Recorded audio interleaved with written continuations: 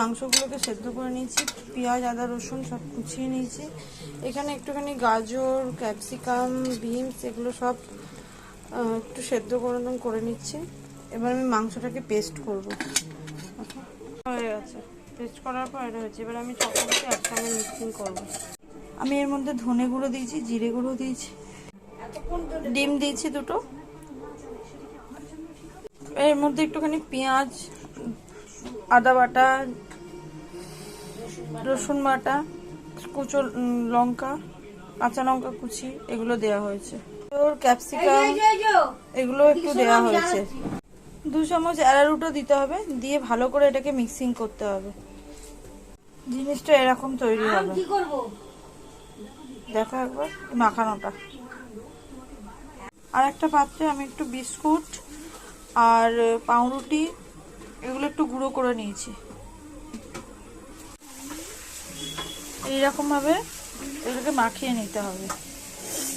একটু ওটস থাকলে দিও, যদি না থাকে অসুবিধা নেই, ওটসটা দিলে জিনিসটা ভালো আরো মুচমুচে হয়। বোনলেস চিকেন দিয়ে করলে খুব ভালো হয় এটা। তো আমি ওই জন্য 500 মতন বোনলেস চিকেন এনেছিলাম, অনেকগুলোই হলো।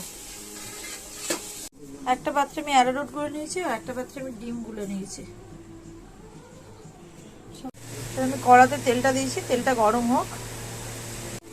এই যে দেখো, এই ডিমের মধ্যে একবার নিয়ে নিলাম, নিয়ে এটাকে আর একবার এখানে বুঝলে হাত দিয়ে ঘুরে অ্যারারুটে এইটা করে নিতে পারলে তাহলে জিনিসটা আরো ভালো মুচমুচে হবে, সুন্দর হবে।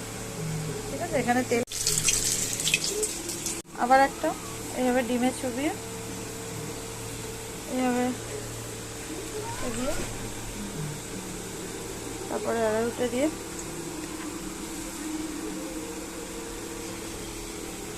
তারপরে আস্তে করে এখানে ছেড়ে দিই। আঁচটা কিন্তু অল্প আছেই আছে, স্টিমে রাখলে ভালো হয়। আমি স্টিমে রেখে 3টে হয়ে গেছে, আরো 3টে দিয়েছি। এইভাবে ভেজে নিতে হবে। আশা করি খেতে খুব ভালোই হবে।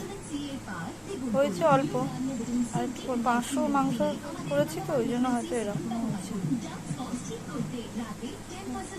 সস দিয়ে খেলে খুব সুন্দর লাগে। এটা রাত্রিরে করলেই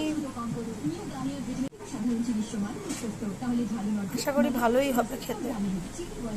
ভাই আসুক, খাবে। অনেকদিন বাদে করলাম তো। 500 মাংস করেছি তাই একটু কম হয়েছে। যারা বেশি করতে চাও তারা বেশি মাংসরও করতে পারো, তবে বোনলেস চিকেনটা করলে ভালো হয় খেতে। আরও একটু সস দিয়ে আর স্যালাড দিয়ে খেলে খুব সুন্দর লাগবে এটা খেতে।